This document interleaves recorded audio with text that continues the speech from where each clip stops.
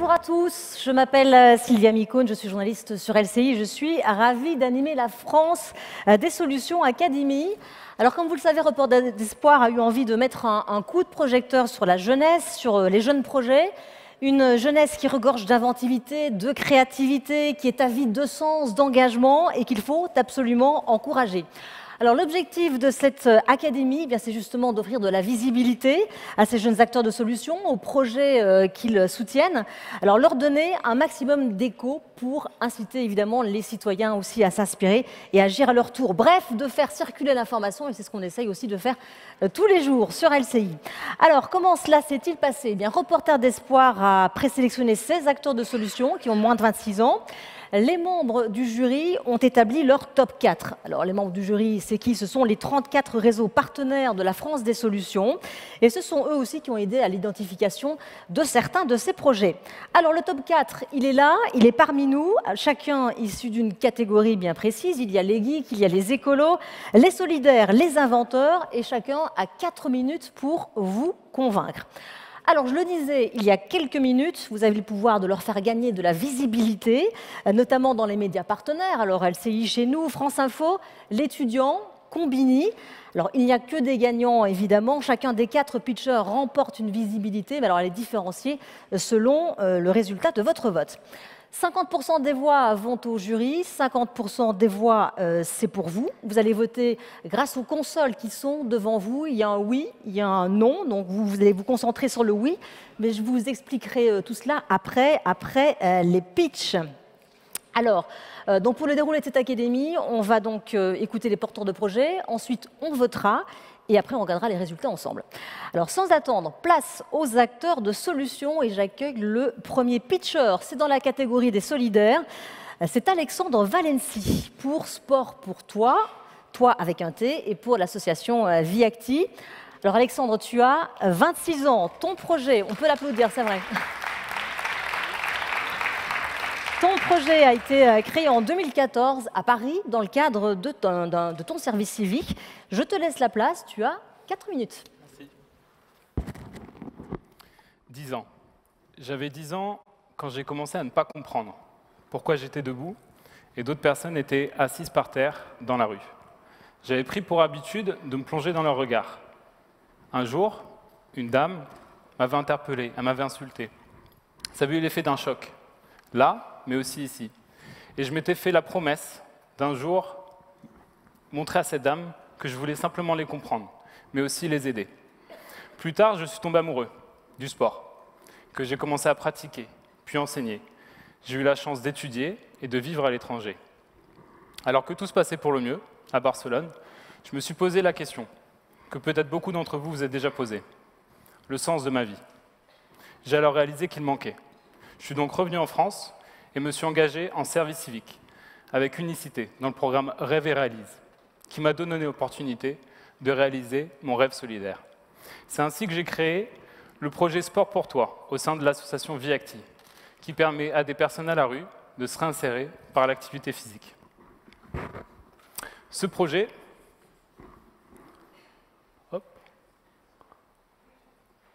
c'est pas à moi ça. Il faut revenir en arrière. Suspense. Hop.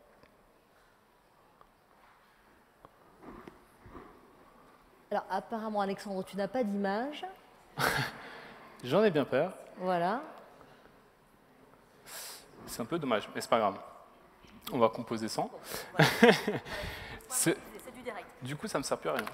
Ce projet, il n'est pas né que d'un rêve, il correspond à une réalité. Il répond à un vrai problème. En France, le nombre de personnes à la rue a augmenté de plus de 50% en 10 ans. 30, c'est bientôt mon âge, mais c'est aussi le nombre d'années en moins que les personnes à la rue vivent en moyenne. Et de quoi meurent ces personnes ? D'alcoolisme, de froid, comme certains pourraient le croire ?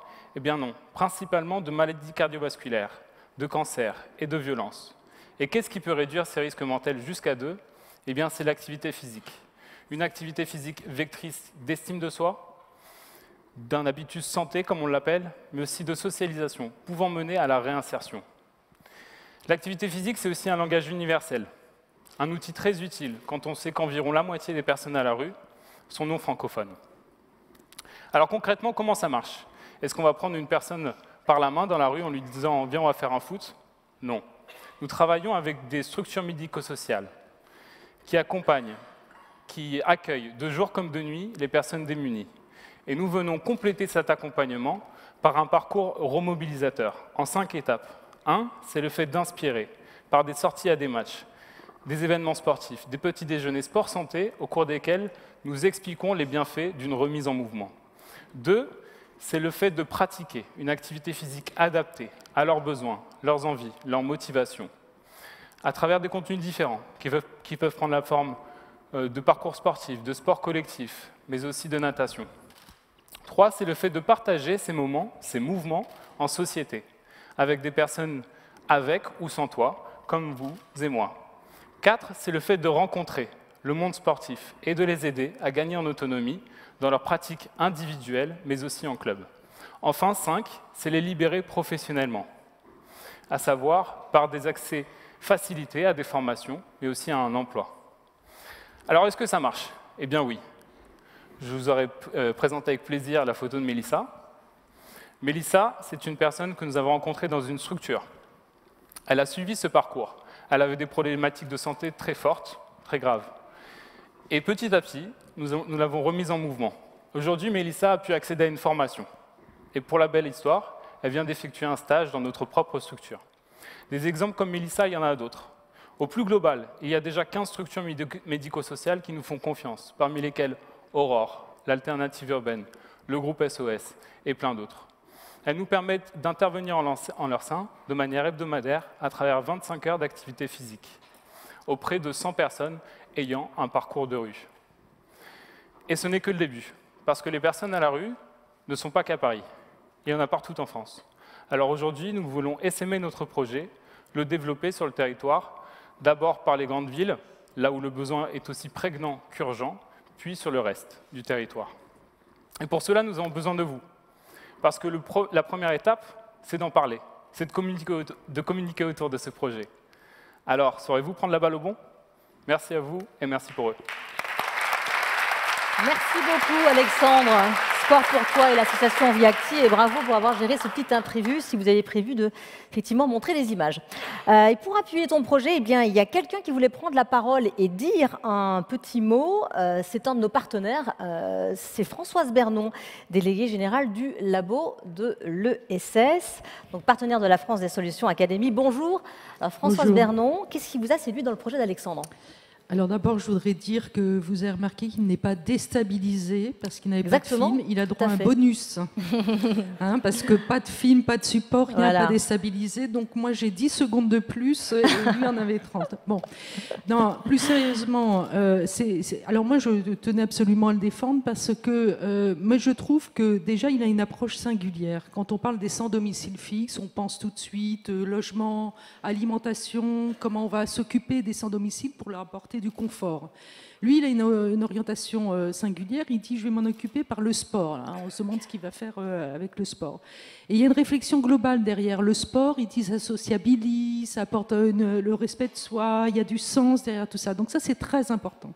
La deuxième chose, c'est le fait qu'ils réfléchissent à un parcours. C'est pas simplement on leur fait faire du sport pour dire bon voilà du sport comme ça là c'est bien, on va s'amuser ensemble. Non, il y a vraiment un parcours qui permet, s'il avait pu le démontrer derrière, ça fait avancer des personnes et ça jusqu'à un projet professionnel, enfin une réinsertion sociale. Et puis la quatrième chose, et ça j'aime beaucoup, c'est l'ambition. Il est ambitieux, il veut installer ce projet France entière. C'est pas un micro-projet qui se ferait dans un coin sur une salle de sport. Non, c'est une ambition, c'est comment arriver à faire le choix. Alors pour ces 4 raisons, je vous demande de voter pour mon ami Alexandre, qui n'a pas eu de bol, il est passé en premier, il n'a pas son film. Ouais. Voilà, on espère que le film va arriver pour les deuxièmes. Merci beaucoup Françoise Bernon, on votera tout à l'heure. Place au deuxième pitcher à présent. On passe à la catégorie des écolos et j'accueille Léa Aigret et Vincent Le Dailleron pour leur coopérative EcoSec. Alors là, on va parler de toilettes sèches. Vous avez tous les deux 24 ans. Bonjour et bienvenue. Bonjour. Votre projet est né en avril 2015 à Montpellier et vous avez 4 minutes. C'est à vous. Je vous donne également un micro. Voilà. Est-ce qu'on a des images là? Ah ben j'espère, ça va être un peu le suspense. C'est bon. Non, il n'y a pas d'image, on me dit qu'il n'y a pas d'image. Donc vous le savez dès le début, il n'y en a pas. Voilà. Bonjour. Les statistiques sont formelles. 100% des hommes et des femmes font pipi et caca tous les jours. Et pourtant, depuis les water closets de Sir Königs il y a 250 ans, à part la lunette incrustée dauphin et la broche à récurer chromée, grosso modo, rien n'a changé. Il est grand temps d'innover. Parce que malgré tous les progrès, on continue à faire nos besoins dans l'eau potable. Mais oui, Léa. Mais oui, Léa. On prend de l'eau, on la rend potable. Toi, tu tires la chasse tranquille et tu te rends même pas compte du désastre écologique que c'est. Alors qu'avec les toilettes sèches, tu peux participer à la restauration du grand cycle de la matière organique. Oui, oui, Vincent. Je t'inviterai à venir les installer dans mon appart à Barbès, au 6e étage, sans ascenseur. Bon, on l'a bien compris. Les toilettes, c'est un sujet intime, un sujet sensible. Notre enjeu, c'est de réconcilier design, écologie et praticité dans les petits coins, pour que l'écologie ne soit plus punitive. On avait 2 exemples en photo pour vous parler de ce problème. On avait une photo de toilettes japonaises, avec jet d'eau intégré et siège chauffant. À la fois design, pratique, mais peu écolo. À l'inverse, bon, vous êtes certainement peut-être allé en festival, les fameuses toilettes sèches, assurent, c'est écolo, c'est design, mais c'est pas toujours très pratique. Ça fait maintenant 3 ans que nous rêvons des toilettes de demain. 3 années à designer, prototyper, concevoir. Récurer, nettoyer, vidanger, réparer. Et elle est née il y a 5 mois. Elle pèse 5 tonnes. Elle peut soulager 50 000 personnes en toute autonomie. Elle s'appelle la Bostia. Ce sont les seules toilettes sèches, haut de gamme et connectées. Comment ça marche? Un trône sépare directement les urines des matières fécales. Alors cette petite révolution technologique, elle apporte, elle permet de faire des réductions dramatiques,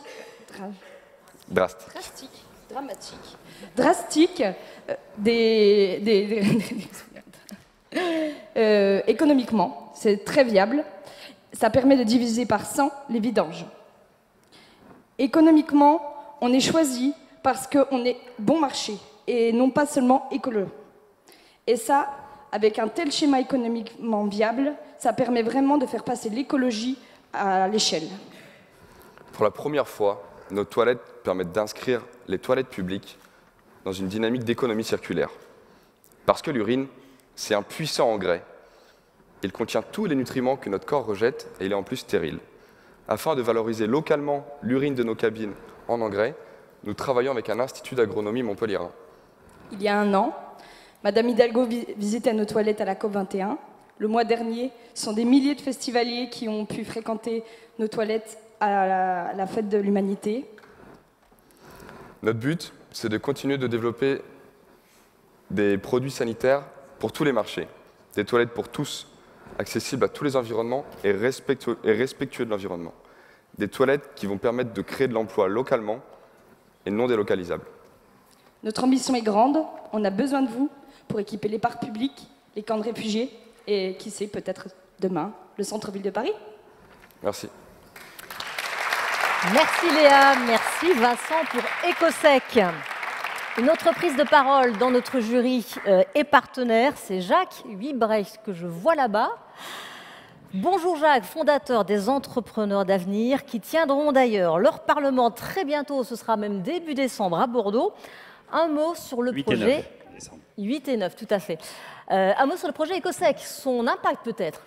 Alors, écoutez, moi je pense que vous êtes comme moi, quand j'ai lu ce projet, je me suis dit, enfin, un impensé du développement durable qui a été remarquablement bien pensé, très innovant, qui réintroduit ce sujet. En général, on parle des toilettes sèches pour les pays du Sud, hein, pour les pays qui ont vraiment besoin effectivement de toilettes en Inde, en Afrique, mais on en parle assez peu dans nos pays, dans nos grandes capitales. Donc je me suis dit, là, il y a de l'innovation sur un enjeu du développement durable qui est impensé, donc c'est vraiment le projet qu'il faut soutenir.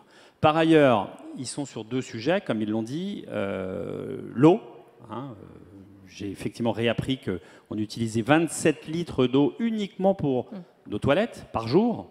Donc vous imaginez, donc des toilettes sèches, c'est absolument essentiel. J'avais pas pensé qu'à chaque fois que j'urinais, effectivement, c'était dans de l'eau potable, mais tout à coup, quand même, hein, on va uriner autrement en pensant à ça. Deuxièmement, ils nous permettent d'avoir un compost, j'ai envie de dire, assez accessible. Donc, ils réintroduisent ce compost dans la chaîne alimentaire. Donc, je trouve que vraiment ce projet, et en plus, 2 dimensions essentielles, ils y ajoutent du haut de gamme, donc des toilettes haut de gamme, ce qui est quand même pas mal, dans des villes où il n'y en a quasiment pas. Enfin, je ne sais pas si vous y allez ou dans les toilettes publiques, mais moi, j'y vais quasiment jamais. Et troisième dimension, enfin autre dimension qui m'a paru essentielle pour nous, entrepreneurs d'avenir, c'est la dimension démocratique de leur entreprise. C'est une scope, et ça me paraît essentiel en termes d'objets, en termes de collégialité des décisions dans une entreprise. Voilà, donc moi je vote vraiment des 2 mains, des 2 pieds pour EcoSec, et j'espère vraiment aller voir très rapidement avec eux Anne Hidalgo pour que ce soit dans notre grande capitale. Merci beaucoup, Jacques.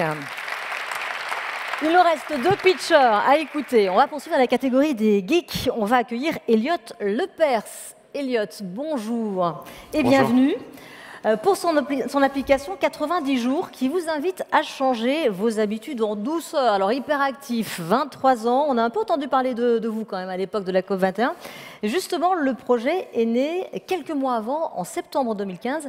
C'est à vous, Elliot, pour l'application 90 jours. Merci beaucoup. Merci, alors, il n'y aura pas d'image pour personne. Oui, par souci d'égalité. Merci à tout le monde, merci à Reporters d'Espoir et de nous permettre de vous intéresser à ce projet. Comme moi, vous vous êtes sûrement déjà demandé comment vous pouviez faire pour réussir à sauver la planète, au moins une fois dans votre vie. Et moi, en tout cas, par exemple, à 18 ans, avec ma première carte bleue, j'ai adhéré chez les Verts. Pendant 5 ans, j'ai milité, j'ai distribué des tracts à la sortie du métro le matin dans le froid, j'ai participé à des meetings. Et au bout d'un moment, je me suis dit, bon, on parle beaucoup d'écologie, est-ce qu'il ne serait pas plutôt possible d'en faire, de pratiquer l'écologie? Ne vous inquiétez pas, je ne vais pas vous demander de manger du tofu, c'est difficile pour tout le monde. En fait, on n'est pas tous au même niveau. Donc, il faut créer des étapes. Et il y a bien des coachs pour arrêter de fumer, il y a des coachs pour se mettre au sport. Moi, j'ai imaginé un coach pour devenir écolo, un assistant personnel pour créer sa propre écologie. En fait, c'est une application mobile gratuite qui vous accompagne pour modifier concrètement votre quotidien. Ça s'appelle 90 jours. Et ça commence par quelques questions qui permettent de définir votre profil pour vous proposer un premier pas sur mesure, celui que vous avez le plus de chances de réussir, parce que l'objectif, c'est de pouvoir vous dire bravo très vite. Ça peut être très simple, coller un sticker Stop Pub sur sa boîte aux lettres, ou bien afficher le calendrier des fruits et légumes de saison sur sa cuisine pour se souvenir que tous les légumes ne poussent pas en même temps, par exemple. C'est très simple. On est d'accord, il n'y a pas de geste magique. Ce n'est pas parce que vous fermez le robinet quand vous vous lavez les dents que vous avez fini de sauver la planète. Désolé. C'est là qu'est tout le problème. Donc petit à petit, votre parcours va devenir de plus en plus engageant. On va par exemple vous proposer de changer de fournisseur d'électricité pour choisir un fournisseur d'électricité renouvelable, ou bien de commencer à manger moins de viande, pas forcément devenir végétarien du jour au lendemain, mais en tout cas s'engager dans ce processus. Moi, ces étapes-là, je les ai franchies. C'était pas facile. J'adore la viande, franchement, j'aime ça encore aujourd'hui. Mais j'ai réussi parce que j'ai pris du plaisir et qu'en fait, ça a été une réaction en chaîne. On a lancé 90 jours il y a tout juste 1 an, à 90 jours de la fin de la COP21. Et aujourd'hui, on a plus de 220 000 téléchargements. Ça représente tous les défis qui ont été réalisés par des utilisateurs et des utilisatrices. Ça représente près de 60 millions de kilos de CO2 qui sont évités chaque année, près de 400 millions de litres d'eau qui sont économisés chaque année. Tout ça sans modèle économique, une application gratuite, sans publicité, sans sponsor, sans mécène, sans affiliation, et qui le restera. Sans modèle économique jusqu'à maintenant, parce qu'on a cherché longtemps, plusieurs mois, un modèle qui nous permettait de garder notre intégrité. Et aujourd'hui, on est en train de déployer 90 jours dans plusieurs grandes entreprises pour que ce soit accessible, disponible pour des milliers, des dizaines de milliers de collaborateurs. On sera déployé dans près de 10 entreprises à la fin de l'année 2017, et donc on aura touché près de 50 000 collaborateurs d'ici là. Merci beaucoup pour votre attention. Bonne journée. Merci beaucoup, Elliot. Et pendant que le dernier pitcher se prépare, je vais donner la parole à Mathilde Gardien de Marseille Solutions pour qu'elle nous dise également un petit mot sur le projet d'Elliot, sur cette application 90 jours que vous avez peut-être déjà téléchargée. Je ne suis pas du tout Mathilde. Ah, d'accord. Mais remplacement de dernière minute, je suis Alice Balguerie de l'association Résolis, qui est aussi partenaire. Mais on est tous ravis de soutenir Elliot dans son projet. Moi, ce qui m'a beaucoup plu dans ce projet, c'est, comme il l'a dit, que c'est vraiment accessible à tous et ça permet de faire un petit pas. On n'est pas tous au même point dans l'environnement, dans la conscientisation des changements climatiques, mais on peut tous faire un petit pas vers le mieux. C'est pas du tout culpabilisant. Et ça, moi, j'aime vraiment beaucoup. Ça pousse vraiment vers l'avenir. C'est des solutions qui sont individuelles mais qui finalement ont un impact collectif, comme il l'a montré. Et c'est vraiment quelque chose qui peut se répandre facilement. Donc moi, je vous incite beaucoup à voter pour lui. Merci beaucoup. Dernier pitcher, c'est la catégorie des inventeurs qui entrent en piste avec Julie d'Hôtel. Bonjour Julie, qui s'approche pour Zéphyr Solar. Solar, pardon. Zéphyr Solar, 26 ans, étudiante aux arts décoratifs à Paris. Vous avez participé à un concours sur les énergies du futur avec Cédric Tomissi. Et de ce concours est né donc ce projet Zéphyr Solar, un ballon photovoltaïque. On va tout savoir dans quelques secondes. Julie, c'est à vous. Bonsoir à tous. Donc moi, c'est Julie d'Hôtel. Je suis cofondatrice de la start-up Zéphyr Solar. Et qu'est-ce qu'on fait concrètement chez Zéphyr Solar? En fait, on conçoit et on développe des panneaux solaires un peu spéciaux, parce qu'en fait, ils sont très légers et ils sont pliables, à destination de plusieurs applications, pour notamment électrifier les zones qui sont complètement isolées du réseau électrique, et plus particulièrement pour favoriser l'intervention de l'humanitaire d'urgence.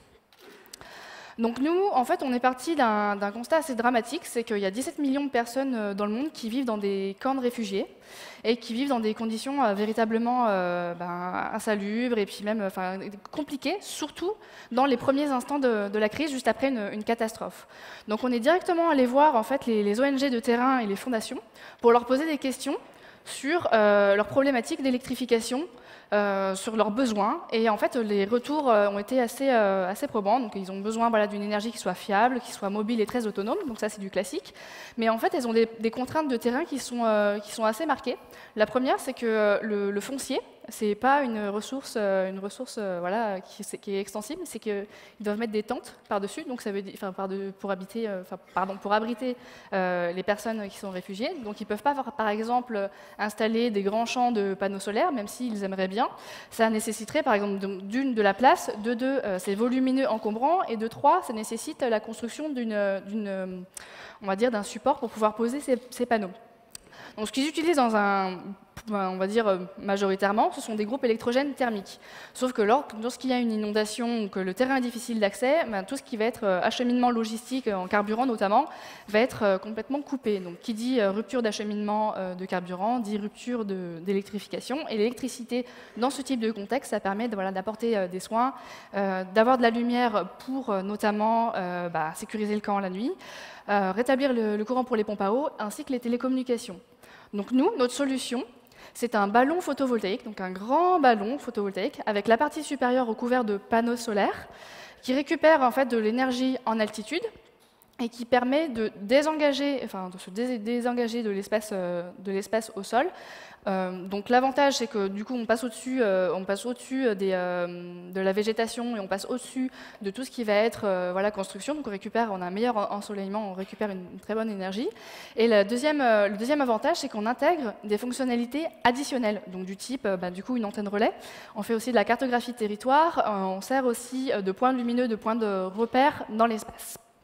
Donc aujourd'hui, où on en est dans le développement de notre ballon, c'est qu'on en est à la version 3 de nos panneaux. Donc nous, on travaille sur c'est un projet technique, on travaille sur l'allègement de ces panneaux. On est passé de 18 kg donc pour un panneau tout à fait classique à 2. Notre objectif, c'est d'arriver à 1 kg. Donc il y a vraiment du challenge. Et là, dans les prochaines semaines, on devrait sortir notre premier ballon, notre premier prototype aérien. Donc on est super enthousiaste. Et donc bien évidemment, on ne s'adresse pas uniquement au secteur de l'humanité humanitaire d'urgence. Il y a d'autres besoins dans la mobilité d'énergie.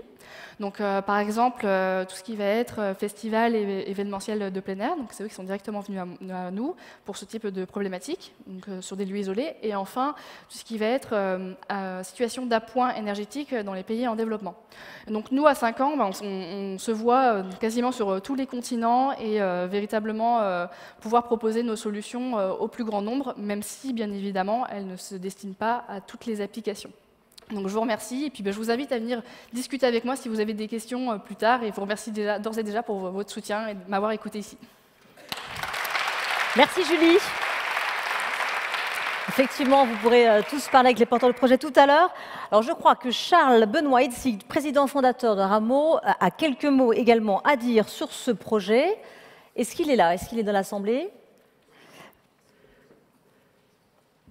Alors quelques mots sur le projet de Julie. Bonsoir à tous. Oui, 3 mots. Pertinence, frugalité et simplicité. Pertinence, je pense que la démonstration était claire. C'est limpide, c'est évident pour les 17 millions de réfugiés, mais aussi sans doute pour bien d'autres applications. C'est une innovation majeure. Frugalité, parce que quand on voit que c'est plus léger, moins coûteux et moins polluant, je crois qu'on a tout résumé dans la frugalité des innovations qui sont nécessaires. Et puis, simplicité, parce que je crois que finalement, réinventer l'innovation en montrant que ça peut être très simple, sans doute pas techniquement, mais en tous les cas, dans le concept, est très porteur, eh bien, je crois que c'est ce dont on a besoin. Donc, j'ai envie d'en rajouter 2 mots. Bravo et merci à ce projet fabuleux. Merci beaucoup, Charles Benoît Hitzig. On a donc écouté les 4 projets. Il va falloir se décider maintenant et voter, même si tout le monde est gagnant, bien sûr. Le jury, les 34 réseaux partenaires votent par SMS de leur côté. Et vous, le public, vous allez voter à l'aide donc de la console qui est en face de vous. Donc 50% des voix pour le jury, 50% des voix pour le public. Devant vous, une console avec un oui, avec un non. Je vais nommer tous les projets et il vous suffira donc d'appuyer sur oui si vous soutenez. Alors, si tout le monde est prêt, on va commencer dans l'ordre. Par le premier pitcher, c'est Sport pour toi, Alexandre Valency, l'association Viacti, ou comment le sport peut aider à réinsérer. Vous appuyez sur oui si vous voulez particulièrement soutenir cette initiative.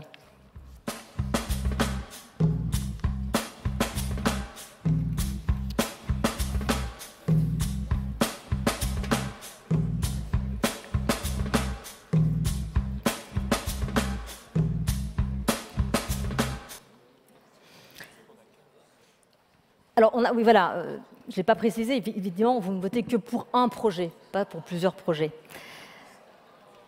C'est trop tard? On recommence? On recommence? OK. Donc, qu'un seul vote. Donc, premier projet, Alexandre Valency. Voilà, vous vous rattrapez, hein, on parle 2 fois plus de vous à la fin qu'au début. Sport pour toi, c'est parti, si vous soutenez ou pas Alexandre Valency.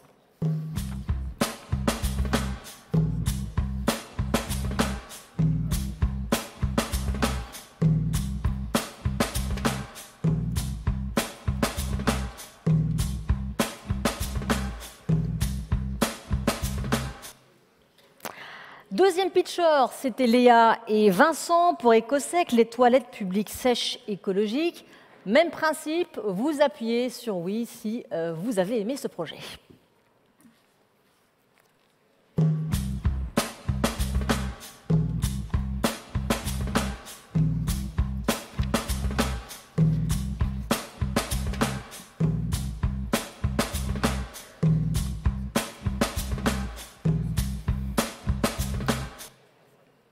Troisième pitcher, c'était le geek. Elliot Lepers, c'est son application Coach 90 jours pour une transition écologique tout en douceur.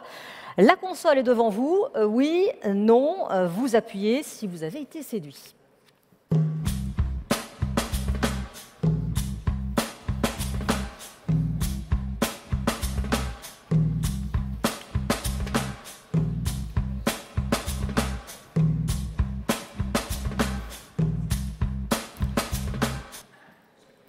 Enfin, notre dernier pitcher, c'était Julie Dautel pour le Zéphyr Solar, ballon photovoltaïque pour aider les populations sinistrées à s'alimenter en électricité, mais pas que.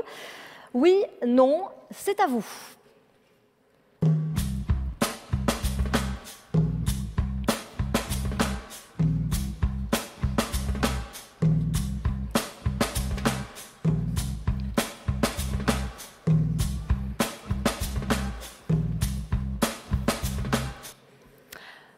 Voilà, les votes sont terminés. On va donc laisser le soin à la régie de récolter tout cela et de nous dire dans quelques minutes l'ordre de vos préférences, parce que vous le savez, tout le monde a gagné.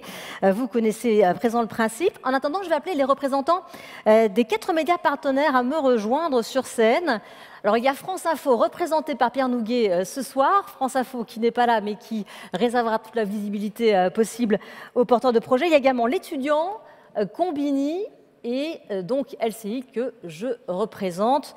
Venez me rejoindre sur scène.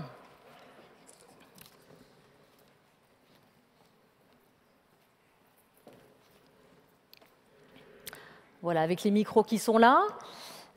Et on va dire quelques mots, éventuellement de la visibilité que vous allez offrir à ces jeunes. Pierre Nouguet, je vous donne également un micro. Alors, qui commence? Donc, Marie-Caroline Messire, directrice de la rédaction de l'étudiant. Qu'est-ce qui va se passer avec ces porteurs de projet? Alors, comme je vous l'expliquais tout à l'heure, puisque j'ai la chance de vous parler plusieurs fois aujourd'hui, à l'étudiant, notre vocation, c'est non seulement d'informer les jeunes sur leur orientation, c'est notre activité la plus connue, de leur donner la meilleure information possible sur leurs études, de décrypter l'enseignement supérieur pour eux et pour leurs parents, mais aussi on a une vocation citoyenne, puisque le parcours de vie de ces jeunes, c'est ce qui donne sens à notre métier au quotidien, comment les accompagner au mieux. Et notre rubrique phare, qui est celle qui s'appelle Les jeunes ont de l'avenir, qui était encore notre baseline, la baseline de notre marque il y a très peu de temps, fait la lumière sur des parcours de jeunes entrepreneurs, jeunes citoyens, jeunes innovants, que nous sélectionnons et pour lesquels nous accordons une place privilégiée dans notre magazine et sur notre site internet. Donc voilà le sens de notre présence ici. Cela nous inspire de rencontrer ces jeunes qui ont pitché devant nous ce soir, et nous leur offrirons une place significative dans notre magazine sous forme de portraits. Et ils seront également présents sur notre site internet. La journaliste qui s'occupe de cette rubrique est dans cette salle, c'est Delphine Dauvergne que je salue, et c'est elle qui va avoir donc la responsabilité d'écrire ces portraits et de sélectionner ces jeunes que nous allons retenir dans notre ligne éditoriale pour le prochain mois. Voilà. Merci beaucoup Marie-Caroline Missire pour donc l'étudiant. Jeanne Pouget, journaliste pour le site Combini, qu'est-ce qui va se passer chez vous? Alors, vous m'entendez? Oui. Très bien. Donc, Combini, c'est un pure player, donc un média sur le net, qui s'adresse aux jeunes et qui est fait par des jeunes. On a 2 millions d'abonnés sur Facebook aujourd'hui, donc c'est une belle visibilité. Donc, nous, ce que l'on propose, dans le cadre de la France des solutions en particulier, ce sera de mettre en lumière le gagnant, ou la gagnante, ou les deux, parce que parfois ils sont par deux, sur notre site internet à travers un article et en développant vraiment leur projet. Donc il y en a un, je ne dirais pas lequel, mais dont on a déjà parlé, alors peut-être qu'on en reparlera une deuxième fois du coup. Aussi, bon, voilà. Voilà, donc moi je travaille à la rubrique environnement, donc d'où ma présence ici, parce qu'on aime bien mettre en valeur des projets en faveur de l'environnement. Notre credo à nous, à Combini, c'est d'éviter d'être moralisateur, parce que c'est vrai que l'environnement, c'est des sujets où souvent il y a des choses assez négatives à dire, notamment du point de vue de la pollution, etc. Donc on le fait parce qu'il faut en parler, hein, on ne va pas non plus se voiler la face, mais c'est aussi proposer des solutions, montrer des exemples. Alors si jamais, en plus, comme c'est le cas aujourd'hui, ce sont des jeunes dont on peut parler et qui sont vecteurs de solutions, et ben c'est parfait pour nous et on est très contents d'être là. Voilà. Merci beaucoup, Jeanne. Alors, un petit mot peut-être aussi pour LCI, que je représente ce soir. Alors, c'est vrai qu'on a une chronique sur LCI qui s'appelle Tous acteurs du changement depuis 3 ans. J'ai eu le plaisir d'être lauréate du prix Reporter d'Espoir il y a 2 ans et ça m'a beaucoup apporté. Encore merci donc à vous. Donc, cette chronique, elle existe, elle survit, elle est toujours là. Donc, c'est donc le dimanche à 8h45. Donc, l'année dernière, j'ai eu le plaisir d'accueillir 3 des 4 porteurs de projets qui étaient venus pitcher ici. Et donc, cette année, bah, c'est pareil. Il y en aura peut-être un déjà dès dimanche prochain qui sera sur le plateau, et puis on espère les 3 autres tout au long de l'année. Voilà, donc ça c'est pour LCI. France Info n'est pas là, mais évidemment ils vont consacrer de larges places aux 4 porteurs de projets. Pierre Nouguet, vous direz tout à l'heure, après le vote, quand on connaîtra les heureux gagnants, vous nous direz quelques mots, donc vous clôturez cette France des solutions Académie. Alors, est-ce que les résultats sont connus? C'est une question que je pose à la régie. Est-ce que tout est en ordre? Bah c'est bon, bah c'est parfait. Bah on va tous les regarder ensemble. Alors, voilà, c'est Zéphyr Solar qui a gagné 37% des voix, même si tout le monde a gagné. 23% pour Alexandre Valency, 22% pour Ecosec, Elliot Lepers à 17%, mais évidemment, donc, tout le monde a gagné. Et d'ailleurs, les pitchers vont tous nous rejoindre sur scène pour la remise des prix par les médias partenaires. Les 4 pitchers, je vous attends sur la scène. Léa Vincent pour Ecosec, Elliot Lepers, Alexandre Valency et Julie pour Zéphyr Solar. On peut les applaudir.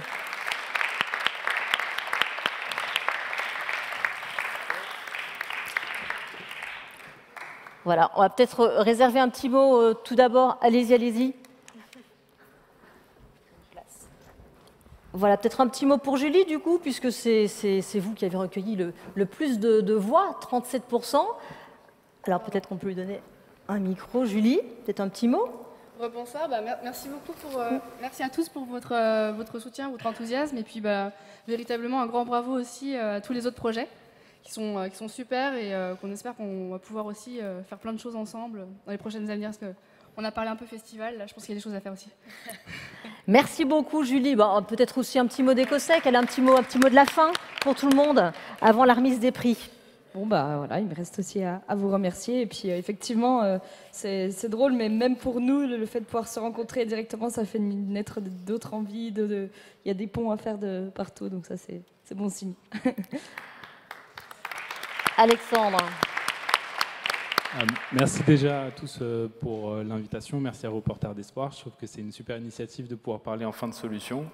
On n'en parle jamais assez. Et j'espère qu'en parler amènera des personnes à passer aussi à l'action. Elliot. C'est très enthousiasmant en fait de voir plein de projets qui essayent d'œuvrer pour construire le monde qui vient. Moi j'ai passé le week-end à aider des projets de mobilisation à se construire dans plein de champs très différents. Et donc voilà, de voir plein de gens de nos âges, même pas forcément, qui se bougent, ça fait vraiment chaud au cœur. Merci Elliot. On va mettre les prix, voilà les trophées qui sont là, qui sont prêts. Voilà, merci. Julie. Voilà, c'est pour vous. Superbe prix de la France des Solutions Académie.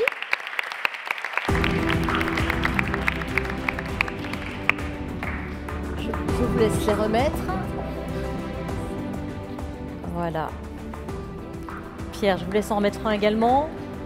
Pareil pour l'étudiant.